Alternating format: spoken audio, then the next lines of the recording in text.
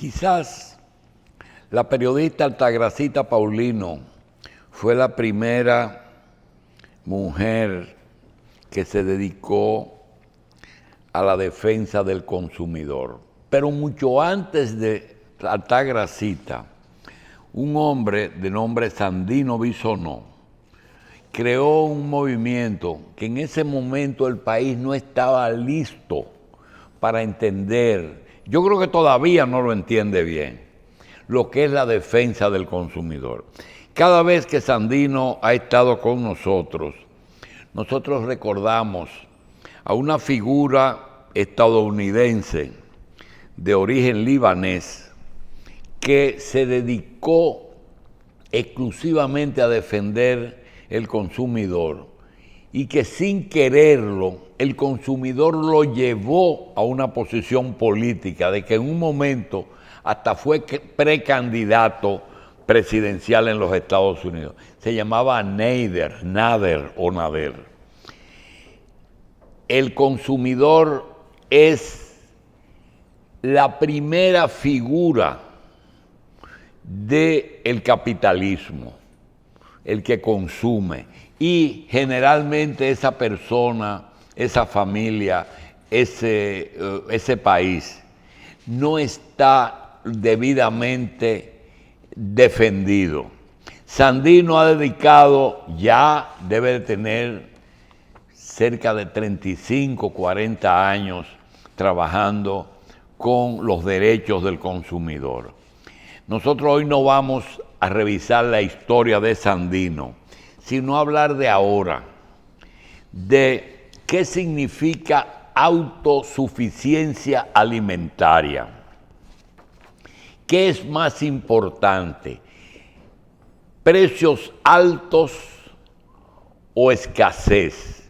Vamos a comenzar por ahí. Sandino, bienvenido a tu casa. Buenos días, doctor. Buenos días a los demás compañeros. Usted ha hecho una semblanza muy buena porque realmente nosotros ya tenemos 36 años trabajando en lo que es el derecho, defendiendo el derecho de los consumidores, que somos los más, pero los menos tomados en cuenta. Doctor, cuando se defiende el derecho del consumidor, se está defendiendo la calidad de vida de la población, se está defendiendo el salario de los trabajadores, se está defendiendo todo lo que tiene que ver con la calidad de vida de las personas. El derecho de los consumidores, que está consagrado en nuestra Constitución en el artículo 53,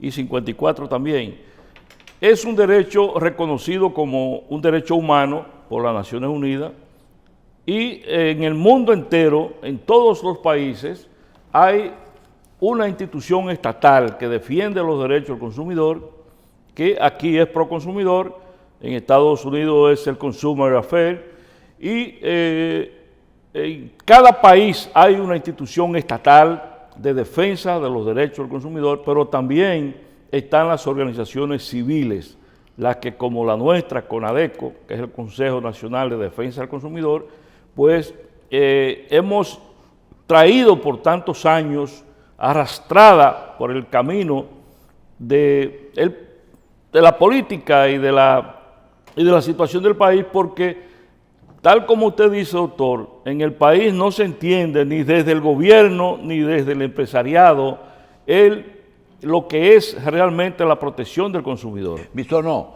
nosotros queremos, dentro de todo el tiempo que tú vas a desarrollar, Michelle tiene cosas que quiere saber, Carlos es una persona que siempre le ha interesado el tema, de si la defensa del consumidor es una obligación del Estado que el Estado no ha asumido plenamente porque se ha puesto de acuerdo con algunos sectores, ya que hay algo que la naturaleza nos sirve de ejemplo.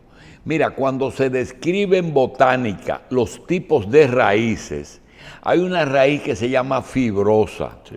Esa raíz fibrosa a veces circula por metros y a veces hasta por más de metros cerca del árbol buscando alimento.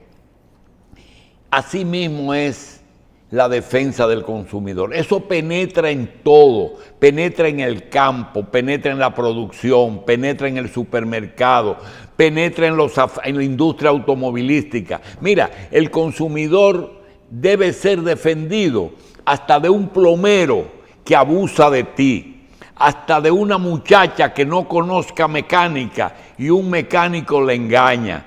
Todo tiene que ver con el consumidor. Es que los gobiernos han delegado esa función. Doctor, lo que pasa es que los gobiernos muchas veces están atados por los intereses. Porque, por ejemplo, eso que usted plantea, la ley 35805, que es la Ley General de Protección de los Consumidores y Usuarios del país, contempla ese tipo de abusos contra los usuarios de la mecánica, de la plomería, de la electricidad, de todo lo que es servicios dentro de la casa, y porque no es solamente, nosotros no defendemos solamente lo que se come, también defendemos lo que respiramos, defendemos el medio ambiente, la calidad del aire, la calidad del agua, la calidad del producto. Tenemos incluso la defensa de cómo se produce en el campo. Mire, la defensa del consumidor es tan amplia que ya en muchos países, cosa que aquí no se ha podido lograr, el etiquetado, por ejemplo, de la carne, en muchos países de Europa, tiene que decirte inclusive hasta el veterinario que lo atendió, la finca donde se produjo, cómo mataron ese animal, con qué lo alimentaron, qué vacuna le pusieron antibióticos, le pusieron algún otro tipo de medicamento que pueda afectar la salud de la gente. Y la discusión que está todavía en los transgénicos, que ha bajado un poquito la guardia, pero los transgénicos nos ha arropado en el mundo y nosotros aquí en el país hace tiempo que estamos comiendo productos transgénicos sin darnos cuenta. Pero ya hasta los animales transgénicos se han desarrollado en el mundo para producir carne, para producir cosas que van directamente al consumidor. Entonces, nosotros tenemos que velar por todo lo que tiene que ver con la vida, con la salud, con el bienestar del consumidor. Entonces, por eso es un aspecto tan amplio que en muchos países, inclusive en los países desarrollados, que los gobiernos se ocupan de los consumidores, se ocupan de las asociaciones, se ocupan de que las asociaciones crezcan y que puedan desarrollarse y puedan tecnificarse, como por ejemplo en España, en México, en Chile, en todos esos países de Europa, los gobiernos se ocupan de que las asociaciones de consumidores estén fortalecidas para que puedan hacer su trabajo, porque es un trabajo de vida, es un trabajo de beneficio de la gente, de la vida de la gente. Aquí eso no se entiende. Por ejemplo, aquí los gobiernos que hemos tenido todos, el que más se ocupó de los consumidores en este país, y lo tengo que decir a boca llena, fue el doctor Joaquín Balaguer. Y mucha gente no lo quiere reconocer, pero en realidad ha sido eso. Aquí inclusive, en los gobiernos que han pasado, incluso últimamente, la protección del consumidor, el tema de los consumidores se ha quedado en carpeta para todo el mundo, no ha habido realmente una situación desde el gobierno para que las asociaciones podamos defender efectivamente el derecho de los consumidores, inclusive a Proconsumidor, que fue creado porque hubo una ola que vino recetada desde fuera y se creó Proconsumidor como se creó en muchos países, en la mayoría de países latinoamericanos, una institución estatal de defensa del consumidor. Pero aquí en el país eso no se ha entendido, los gobiernos no se han ocupado. Este gobierno, que nosotros pensamos que sí lo va a hacer, que sí va a tener que tomar una actitud diferente, nosotros quisiéramos que este año que viene el presidente Luis Abinader lo declare como el año de los consumidores. ¿Por qué? Porque entiendo que él tiene claro que los consumidores somos la mayoría, somos los que debemos ser tomados en cuenta. Entonces, por ejemplo, te decía Proconsumidor ni siquiera presupuesto le dan para que no pueda hacer el trabajo efectivamente. Proconsumidor recibe 18 millones de pesos al mes, que eso no le da prácticamente ni para la nómina. ¿Por qué? Porque lo quieren tener en una situación de estrechez que no pueda realizar los planes que debe realizar. Asimismo, las asociaciones de consumidores, prácticamente ninguna recibimos subsidio del Estado.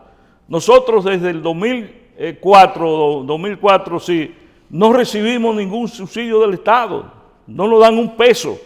Entonces, ¿por qué? Por las actitudes que hemos tomado nosotros de hacer un trabajo efectivo y de poder sobrevivir dentro de toda esta situación que no nos permite avanzar porque no tenemos herramientas en la mano para hacer las cosas.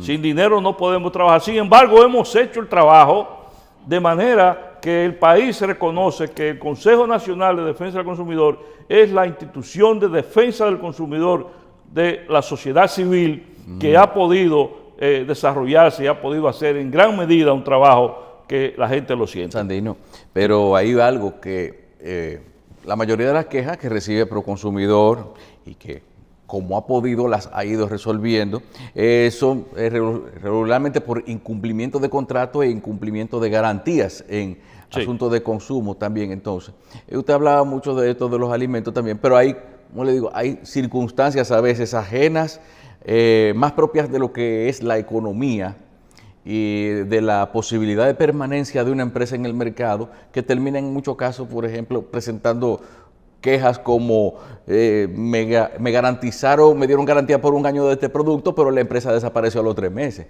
Y esas cosas así. ¿Qué se puede hacer? Es algo que se debería entonces conferir una categoría de fiscalía especializada a Proconsumidor para que lleve a cabo ciertas acciones. Bueno, Proconsumidor de hecho lo es. Es una fiscalía especializada. Es una fiscalía especializada. Y con respecto a la garantía, te debo decir que el vendedor, el proveedor, no es el que da garantía. El que da la garantía es el fabricante o el importador. Por ejemplo, si desaparece el representante, ahí está el problema también. O por lo menos, o si por alguna razón el que le vendió la mercancía rompe el vínculo comercial con el que la trajo. Eso sucede. Por ejemplo, aquí se trajeron unos teléfonos M4 que venían de Miami, era un invento, creo. Y aquí mucha gente compró ese teléfono y el teléfono no dio resultado y la gente se fueron del país y todo el que tenía el teléfono se quedó enganchado. Sí. Eso pasa con televisores también, pasa con otro tipo de productos, neveras, productos del hogar, un mueble. Por ejemplo, aquí se engaña mucho la gente con los muebles de caoba. Te venden otro tipo de madera pintada que te parece que es caoba. Entonces, ¿qué es lo que nosotros le decimos a la gente? Cuando usted compra un mueble de caoba, pida una garantía de que ese mueble es de caoba. O de lo que esté comprando. O de la madera que esté por escrito, porque muchas veces una cosa es lo que te venden y otra cosa es lo que te facturan. Por eso, si tú vas y compras un mueble de caoba, te venden cualquier otra cosa pintada que se parece a andiroba. Sandino, había un caso peor. El tema que originó el programa de la soberanía alimentaria. Nosotros vemos, se habla de que los precios suben, de que hay cosas que hay libre mercado, que hay acuerdos internacionales. ¿En qué medida? Y se habla de lo importante, y sabemos que es así, de que un país en los productos básicos de su canasta no tenga que necesariamente depender de otros países. ¿Cómo usted lleva esto a lo que son los derechos del consumidor? El tema de la soberanía alimentaria, antes de saber si la tenemos y de los precios. Bueno, el problema está, Michelle, en que nosotros abogamos para que el país se encuentre soberanamente abastecido de la alimentación que nosotros consumimos, de que en el país no hayan escasez y que no podamos depender de un mercado internacional, sino del mercado propio, pero eso es imposible ya en el mundo globalizado en que vivimos. Ya nosotros incluso consumimos marcas que fueron marcas tradicionales, que ya no son dominicanas.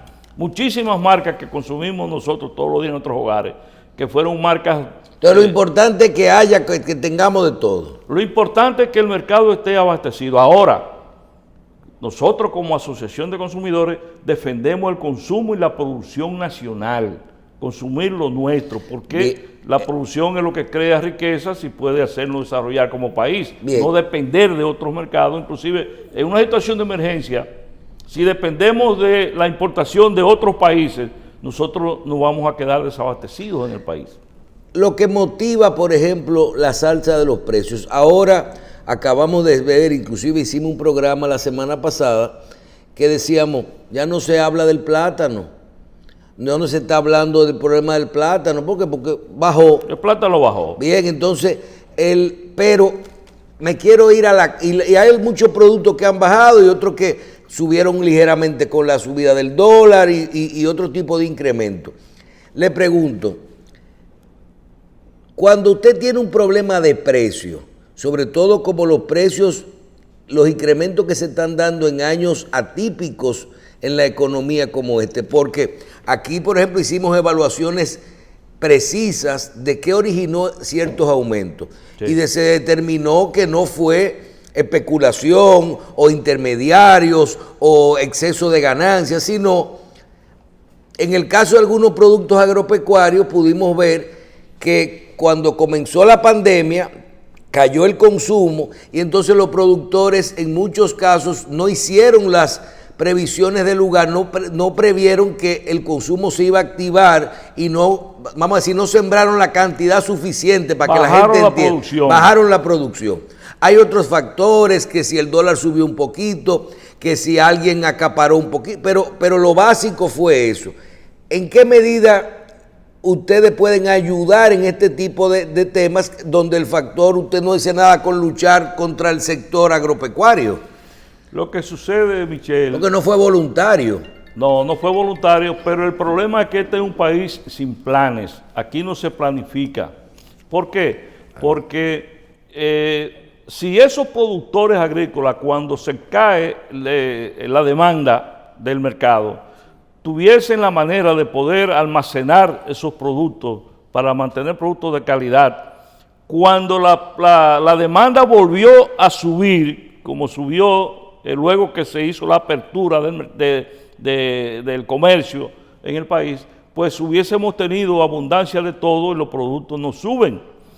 Pero ahora en este momento, uno de los factores que está incidiendo en que algunos productos suban es la especulación y es el precio del dólar. Por ejemplo, ayer nos sorprendimos cuando al ir al supermercado vimos que el pollo ha subido 5 pesos.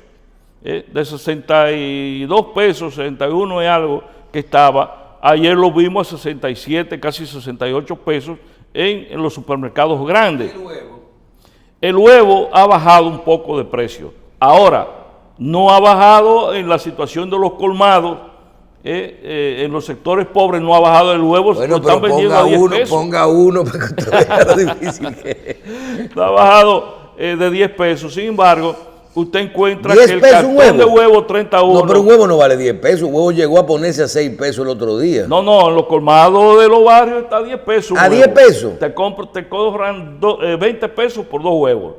Entonces, pero tú vas al supermercado y compras un cartón de huevo 31. Por 120 pesos. Por 120, 134 pesos. ¿Cuánto? 170 pesos. Entonces, el problema es, Michelle, que no hay control porque la gente aquí, la mayoría de las personas cree que todavía aquí hay control de precios. Y eso no está contemplado en la ley, el control de precios. Porque el Proconsumidor lo único que tiene en sus manos como herramienta para eso es investigar costos, establecer los costos de los productos y sugerir precios. Pero más de ahí no puede hacer, porque estamos bajo la ley de oferta y demanda. Entonces, mucha gente se aprovecha de la situación. ¿A qué usted llama que los transportistas pueden engañar a los consumidores? Bueno, porque están cobrándole el doble de pasaje, fundamentalmente en las rutas... por el COVID. En las rutas... Pero hay un asiento vacío. Por el COVID. Ve a ver si hay un asiento vacío. te cobran el doble de pasaje. Por ejemplo, si tú vas a San Cristóbal, Yaguate o a Villa Altagracia, te cobran el doble, pero incluso hasta el pasillo te lo llenan de pasajeros sin mascarilla en la mayoría de los casos. Muchos taxistas también están cobrando algunos pesos de más, pero en la mayoría de los casos hasta el taxista anda sin mascarilla, o sea, no se protegen. Pero en este caso... Hay mucho problema de engañar al consumidor con los temas del COVID. Sí, hay muchos problemas con eso. Por ejemplo, ese del pasaje, ¿y en qué otro caso usted lo puede ver? Bueno, en los precios de muchos productos que se aprovechan, porque estamos en esta pandemia, te han subido muchos productos de manera artificial, entonces cuando la demanda los obliga a bajar, se nota claramente que lo que hay es especulación. Por ejemplo, ayer estábamos viendo el precio del ajo a 80 pesos, la libra. Pero el ajo no costaba 200 y pico. 200 y pico. Sí, pero la cebolla, 35 lo pesos. sacaron de la subasta. Ya el ajo no tiene el precio de la subasta. Ya porque no tiene el precio de la subasta, pero también tú sabes que había mucha especulación con el problema. Mire, y en el caso de los productos navideños, pues este va a ser un año como que, yo vi que para el Viernes Negro se vendió algo, pero como que Navidad ahora fue que activó ya 3 o 4 días antes. En esta semana que se ha activado el comercio, realmente... ¿Y hay dinero en la calle para poder llenar la...? Lógicamente que como están las arterias principales llenas, está la ciudad entaponada porque la gente está en la calle. Si vas a la Duarte, ahora en la mañana te vas a dar cuenta que la Duarte está súper congestionada y así están los supermercados, están tremendamente y hay fiestas congestionados. también y todo eso. Sí, porque la gente está demandando productos. Ahora, en términos general, no ha habido alzas de precios en los productos, inclusive ha habido bajas, porque nosotros vamos a los supermercados todos los días a ver cómo anda la situación y comparamos precios. Están en algunos casos bajando, y productos básicos, por ejemplo, como el arroz, como el azúcar, como la leche, se mantienen en un equilibrio que a veces suben unos pesos pero vuelven y bajan. Entonces, eso es importante tomarlo en cuenta porque gracias podemos dar de que no ha habido desabastecimiento de esos productos básicos, pero sí nos alarmó el precio del pollo ahora en diciembre, que haya subido 5 pesos, es una situación porque no hay justificación para eso. ¿Pero que se van a vender mucho pollo para el 24 o qué? Bueno, ahora nadie va a comprar mucho. Tú sabes que nosotros consumimos mensualmente más o menos 18 millones de pollos. Entonces, había denuncias que no estaba, las granjas no iban a producir esa cantidad para ahora, para diciembre. Parece que hay gente que se ha aprovechado y ha subido, porque me extrañó el chequear en tres cadenas de supermercados diferentes que el pollo está a 67 pesos la libra. ¿Por qué ustedes sugieren la reforma a la ley 35805 de defensa, de protección a los derechos del consumidor? ¿Y en qué medida, en qué se fortalecería una modificación a esta ley? ¿En qué aspectos? Sí, mira, la ley 35805 es una ley que se discutió durante los años 90, el 2000, después que se aprobó, en el 2005 fue que se promulgó, pero ya esa ley a esta altura del juego, 2020, 2021, ya está obsoleta en muchos casos. Por ejemplo, no se contempla el comercio electrónico, los derechos del consumidor en cuanto al comercio electrónico, no se contempla la defensa real de los precios ante el consumidor. La canasta familiar todavía yo creo que tiene que estar establecida en esa ley, porque aquí la gente habla de 32 productos, 36 productos, hay gente que ha hablado hasta de 60 productos, pero en realidad nosotros aspiramos a una canasta familiar mucho más amplia, que incluya los servicios, e incluya incluso la diversión de las personas, como está pasando en otros países que la han ampliado. Hasta en Colombia, por ejemplo, la canasta familiar está en 260 productos. Entonces, hay muchas cosas que hay que readecuar. ¿Que se protegen los precios? ¿Se protegerían los precios de esos productos? Claro, proteger los Y precios eso no de va en productos contra de y el los acuerdos, por ejemplo, abastecimiento de sus productos. del DERE-CAFTA, eso no está prohibido. Que si está, Prohibido con los acuerdos internacionales. bueno, es que en todo, ya en ningún país del mundo los precios lo han establecido de manera rígida, o sea, controlados. Es que eso es una figura que desapareció del mundo. Ya lo que en el mundo se ha establecido es la oferta. La oferta y demanda, pero, oferta y demanda. pero también hay que ver, pero no habría posibilidad de que ciertas cosas que son muy sensibles para la economía pudieran ser objeto de nuevo recuperar el control, porque es que hay cosas que, por ejemplo, yo digo que donde quiera que la comida es barata, es un sitio donde se puede vivir, un país donde la vida tiene cierto nivel de calidad. Entonces, dejar cosas tan básicas como la alimentación al libre mercado, eso no es algo que debería cambiar, o por lo menos que el gobierno debería meter más su mano en regulación. Bueno, sí, ahí estamos de acuerdo, Carlos. Lo que pasa es que en los países donde los precios de los productos son bajos, la economía está un poco deprimida. Entonces, por eso que los organismos internacionales han establecido la oferta y la demanda como método para controlar los precios.